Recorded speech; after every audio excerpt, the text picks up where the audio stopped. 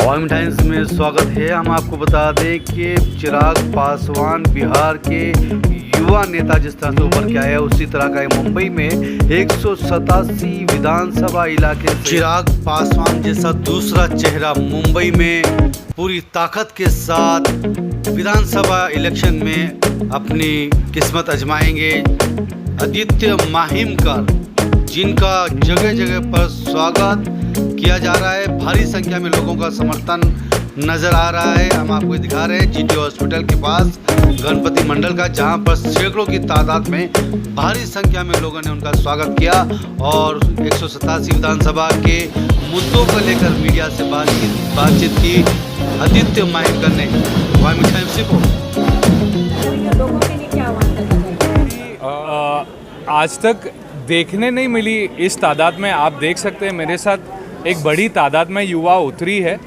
सिर्फ आज ही नहीं, हमेशा युवाओं का सपोर्ट रहा है और युवा ही इस देश को अब आगे लेकर जा सकती है। क्योंकि इस वक्त मैं अगर अपने कॉन्स्टिट्यूएंसी की बात करूं 187 की, तो यहाँ के हालात बड़े ख़राब से हैं और ये युवा पीढ़ी ही मुझे प्रोत्साहित करती है और इनके साथ से ही ये डिसीजन लिया गया है कि मैं इस बार आमदार की लड़ूं।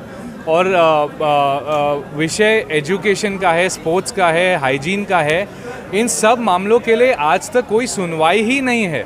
हमारे जो लोकल आमदार हैं राहुल नार्वेकर जी और स्पीकर भी है वो, हम उस कुर्सी की इज्जत करते हैं, लेकिन जिस तरीके से काम यहाँ होना चाहिए वो हो नहीं रहा है। इसलिए अब समय आ चुका है कि एक नया चेहरा, नई उम्मीद, इसलिए युवा को लेकर ही मैं आगे बढ़ूंगा। अब सर, गणपति बप्पा का आशीर्वाद लेकर क्या कहना चाहेंगे कि किस तरीके की शुरुआत करेंगे? गणपति बप्पा को तो विघ्नहर्ता माना जाता है और शुरुआत वहाँ से होती है।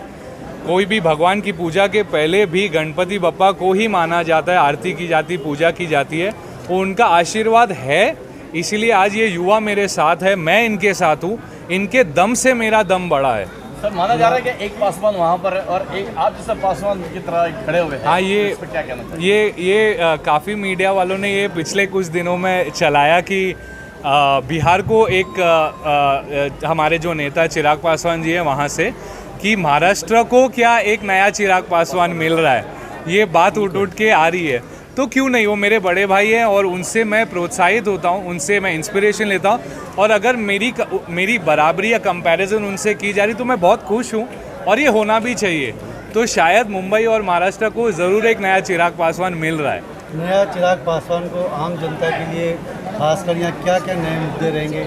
आप किस बेस पे जो है यहाँ क्या नए मुद्दे रहेंगे? नए मुद्दे कोई नहीं है, पुराने मुद्दों पे ही काम नहीं हो रहा है। आप मुझे हाइजीन की बात बताइए, स्पोर्ट्स की बात, एजुकेशन की बात। एजुकेशन महंगा हो गया है, हमारे बीएमसी के स्कूल अच्छे क्यों नहीं बनते, यहाँ स्पोर्ट्स फैसिलिटी क्यों नहीं है, बहुत सारी चीज़ें। दूसरी चीज़ ये है कि हमारे यहाँ पे लोगों में ही लड़ाई की जाती है, करवाई जाती है। मैं चाहता हूँ कि पहले यूथ एक साथ आ जाए, जो हो रहा है अब दिख रहा है कि एक दूसरे के मसले छोड़कर लोग एक साथ आ रहे हैं। इसका मतलब ये है कि लोग यहाँ चेंज चाहते हैं। हमारे अगर आप देखिए मुस्लिम वर्ग भी जो है हमारे भाई, अगर 20% है तो 20% में से सिर्फ 5 पढ़े लिखे आपको मिलेंगे, 5, 6, 7%। बाकियों का क्या, उनके मुद्दों का क्या, क्रिश्चियन समाज का क्या? क्रिश्चियन समाज के लिए क्या एक अलग से फंड गवर्नमेंट ने दिया? नहीं दिया, ये बना नहीं सकते। तो बहुत सारी चीज़ें हैं जिन पे हम काम अब कर रहे हैं, specially education and sports and hygiene और औरतों के लिए। आप मीडिया वालों को ये बताने की ज़रूरत नहीं है कि हमारे गवर्नमेंट हॉस्पिटल्स की अवस्था क्या है, ये आप मुझसे बेहतर जानते हो क्योंकि आप घूमते हो। लेकिन इस पे काम करना बहुत ज़रूरी है कि ये फैसिलिटीज़ को और बेहतर कैसा बनाया जाए। और मैं वादा ये देता हूँ कि जीतने के बाद मैं ज़रूर इस पे काम करूँगा कि फैसिलिटीज़ अच्छी हो और हमारे जो गरीब वर्ग है उनको तकलीफ। विषय रहा है गरीबों की सेवा, तो अब हम इनके साथ है, बिल्कुल है, इनको हम जिताएंगे और इनसे हम ज़्यादा से ज़्यादा भला इस कॉन्स्टिट्यूंसी का करेंगे, इस हॉस्पिटल का करेंगे। इस हॉस्पिटल में रहने वाले जो कर्मचारी वर्ग है उनकी समस्या है वो